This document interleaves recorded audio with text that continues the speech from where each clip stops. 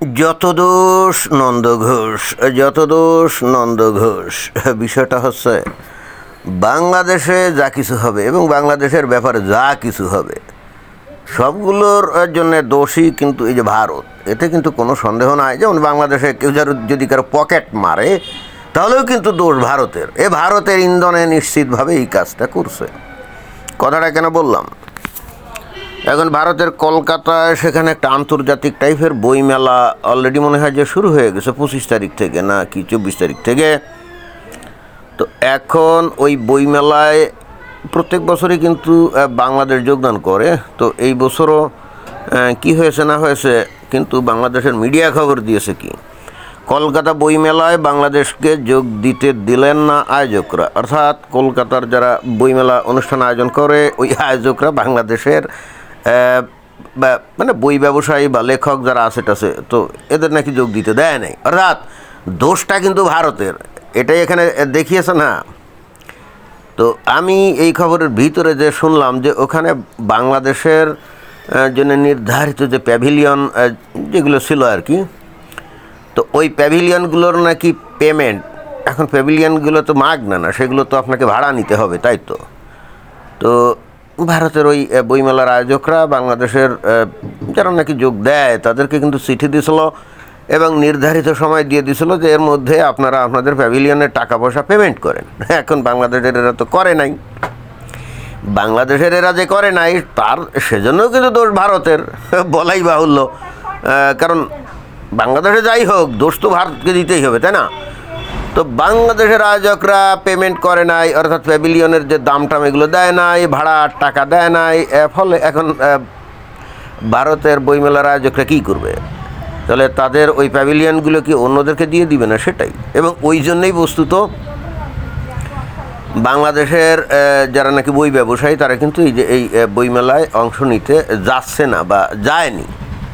এখন সেই বিষয়টা কিন্তু গোপন করে গিয়ে তারা বলছে যে কি কলকাতা বইমেলায় বাংলাদেশকে যোগ দিতে দিলেন না আয়োজকরা। এটা কোন ধরনের কথা বলেন তো? আমি তো বুঝলাম না।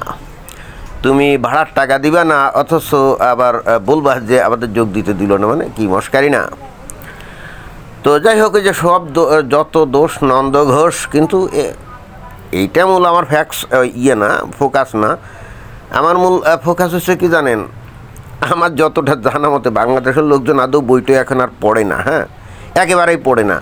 আগেও পড়তো না। ওই যে সৈয়দ মুস্তফা আলী তো বহু বছর আগেই বলে গেছে, তাই না? আজকে থেকে 100 বছর আগে বলে গেছে না যে বাংলাদেশে বইয়ের দাম কমে না, তার কারণ মানুষ বই কেনে না। আবার ভাইস ভার্সা কি, মানুষ বই কেনে না কারণ বইয়ের দাম কমে না। কি অদ্ভুত ব্যাপার! তো ওই বিষয়টা কিন্তু এখনও বাংলাদেশে চলমান এবং এইটা একেবারে চূড়ান্ত রূপ ধারণ করছে। সেটা হলো যে মনে করেন যে এই যে অনলাইনের যুগে এসে প্রত্যেকের হাতে হাতে তো মোবাইল ফোন, তাই না? তো প্রত্যেকের হাতে হাতে মোবাইল ফোন, তারা ফেসবুক বিশেষ করে দেখে এবং ওখানেই তারা যা কিছু পড়ে, টিকটক ভিডিও দেখে, এই সমস্ত করে বস্তুত তারা রঙ্গ তামাশা করে আর বাকি সময়টা হুজুরদের ওয়াজ টুয়াজ শোনে। বাংলাদেশের মানুষের মধ্যে কিন্তু পড়ার কোনো প্রবণতা কোনো কালেই ছিল না, আর এখন তো একেবারেই নেই। ফলে হচ্ছে কি, বাংলাদেশে দেখবেন যে নতুন কোনো কবি, নতুন কোনো লেখক এগুলোর কিন্তু কোনো উত্থান কিন্তু ঘটে নেই। আপনারা বাংলাদেশের একজন কবি যে নাকি মনে করেন নতুন জেনারেশন বা কিছু আগের জেনারেশন একজনকে আপনি পাবেন এই ধরনের কোনো মানদণ্ড সম্পন্ন কোনো কবি অথবা কোনো সাহিত্যিক বা লেখক নাই। এগুলো জন্ম নিচ্ছে না, নেয়ার কথাও না। কারণ এদের তো কোনো পেটে ভাত নাই। কবিত্ব করে বা বই লিখে এখন তো বাংলাদেশে বাঁচা যায় না। আপনি যদি এইটার পরিবর্তে যদি ওয়াশ টোয়াশ করে বেড়ান তাহলে কিন্তু আপনি লক্ষ লক্ষ টাকা ইনকাম করতে পারবেন। তাহলে কে খামোকা এই সাহিত্যের লাইনে যাবে বলেন? এবং একই কথা ওই যে গান বাজনা, বিভিন্ন কলা বিদ্যার চর্চা, আপনারা কি বর্তমানে এমন কোনো দেখবেন যে টেলিভিশন বলেন অথবা মনে করেন যে বড় পর্দা বলেন, এমন কোনো নাম করা নায়ক বা নায়িকা এরকম আছে না? নাই। বা গায়ক বা গায়িকা আছে বাংলাদেশে? নাই। এগুলো কি তৈরি হচ্ছে না? হচ্ছে না। এবং হওয়ার কথাও না, কারণ বাংলাদেশের মানুষ এখন ধর্মোন্মাদ হয়ে গেছে। এরা সবাই মিলে ওই প্রচার করে যে গান বাজনা হারাম, এবং সেই সূত্রে বস্তুত নতুন কোনো শিল্পী টিল্পী কিন্তু এরা মানে এরা তৈরি করে না বলার থেকে বলা ভালো যে আসলে তৈরি হয় না, হওয়ার কথাও না। তারপরেও মানুষ তো সহজাত প্রবৃত্তির কারণে একটু গান বাজনা কিছুটা শোনে, নাটক টাটক, তারপরে মুভি টুভি এগুলো দেখে। তো ওই যে ওই টেলিভিশনে আছে না ভারতের বিভিন্ন চ্যানেল ম্যানেল, ওইগুলো থেকে তারা ওই দুধের স্বাদ ঘোলে মেটায়, কিন্তু নিজেদের কিন্তু কোনো কিছু নাই। এখন বাংলাদেশেও আন্দোলন চলছে যে ভারতের এই সমস্ত চ্যানেল ট্যানেল কীভাবে বন্ধ করে দেওয়া যায়, এবং দেওয়া উচিত। আসলে খামোখা ওগুলো শুনে তারা বেহেস্তের 72 হুর হারাবে, এটা তো হতে পারে না, তাই না? তো আমি যেটা আসলে ফোকাস করতে চাচ্ছি সেটা হলো বাংলাদেশে আসলে তো কবি সাহিত্যিক কেউ নাই, বা মানে লেখক টেখক এগুলো কেউ নাই, এরা বইটই লেখেও না, এরা কিন্তু কেউ বইটই লেখেও না। তাহলে যারা নাকি আগে বই প্রকাশ টাস করতো, এগুলো কিন্তু বহু কোম্পানি বন্ধ হয়ে গেছে, এখন করে না। আগে মনে করেন যে আজকে থেকে 40 বছর আগে ধরা যাক বাংলাদেশে 100টা প্রিন্টিং প্রেস এবং প্রকাশক, তারা হয়তো বইটই হয়তো ছাপাতো লেখকদের, কবিদের, সাহিত্যিকদের। এখন সেটা কমে মনে করেন 4-5টা হয়ে গেছে, এর বাইরে আর নাই। বাকিগুলা কিন্তু বিক্রি বাটা করে হয়তো ফ্ল্যাট বাড়ি তৈরি করে সেটা বিক্রি করে দিয়েছে, অথবা ভাড়া খায়, এইভাবেই চলে আর কি। তো এখনও মনে করেন নিবু আগারে 2-4-5টা হয়তো আছে। তো এরা চিন্তা করছে যে হয়তো তারা যে কোনো কারণে আসলে বিভিন্ন সরকারি কাজ টাজ ধরে কিছু আয় উপার্জন করে, সরকারের অনেক ফর্ম, তারপরে ওই স্কুলের বইটই ছাপায় না, তো ওইগুলোর অর্ডার পেয়ে বস্তুত এখনও ঠিকই আছে। অতএব ওই ব্যক্তিগতভাবে ওই লেখক সাহিত্যিকদের বইপত্র তারা প্রকাশ করে না, করবে কি? লেখে না তো কেউ, তো প্রকাশটা কী করবে? তো বাংলাদেশের এই সমস্ত প্রকাশক কি তাহলে বাংলাদেশের ওই যে স্কুল বা কলেজের যে টেক্সট বই প্রকাশ করে, এইগুলো নিয়ে কি কলকাতায় গিয়ে হাজির হবে নাকি বই মেলা? না, তা তো হতে পারে না। তাহলে খামোখা তারা ওখানে টাকা পেমেন্ট করে স্টল নিতে যাবে কোন দুঃখে?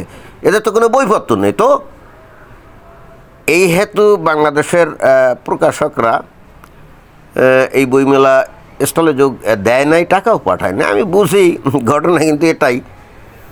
কিন্তু যাই হোক, নিজেদের দেশে কবি সাহিত্যিক জন্ম না আনিক, প্রকাশক বই প্রকাশ না করুক, বা প্রকাশক বিক্রি বাটা করে দিয়ে তার প্রতিষ্ঠান যন্ত্রপাতি বিক্রি করে তারপরে ঘর বানিয়ে সেটা ভাড়া দিক, ইটস ওকে, কোনো সমস্যা নেই। কিন্তু ফাইনালি কলকাতা বইমেলায় যে তারা যোগ দিতে পারলো না, এজন্যে কিন্তু তাদের কী করতে হবে? ভারতকে দোষারোপ করতে হবে, তাই না? ঘটনা কিন্তু এটাই ঘটছে।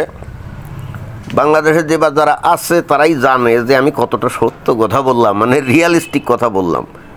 বাংলাদেশের বাইরে যারা আছে তারা আসলে বুঝবে না। এবং ইন্টারেস্টিং ব্যাপার হচ্ছে ভারতেও যে ব্যাপকভাবে এখনও কবি সাহিত্যিকের জন্ম হচ্ছে, বিষয়টা হলে তাও না। এই অনলাইনের যুগে এসে ভারতেও আমার কাছে মনে হয়েছে লোকজন একেবারে পুরো বই পড়া ছেড়ে দিয়েছে তা না, কিন্তু বই পড়ার প্রবণতা অনেক কমে গেছে। বাইরের বই কিনে পড়া ভারতেও কিন্তু আমার মনে হয় যে অনেক প্রকাশক তাদের ব্যবসা প্রতিষ্ঠান মনে হয় গুটিয়ে ফেলছে।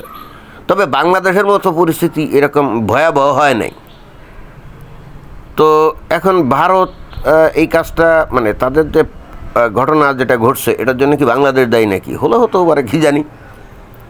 তো এবং পরিশেষে তো বলতেই হবে যে বাংলাদেশ যেহেতু ওই ভারত বয়কট আন্দোলনের মধ্যে আছে, অর্থাৎ বাংলাদেশ নিজেরাই হয়তো তারপরও 2-1টা প্রকাশক যদি কিছু বইটই প্রকাশ করেও থাকে, তো সেগুলো নিয়ে যাইতে পারতো। কিন্তু বাংলাদেশ তো ভারত বয়কট আন্দোলনে আছে, তাই না?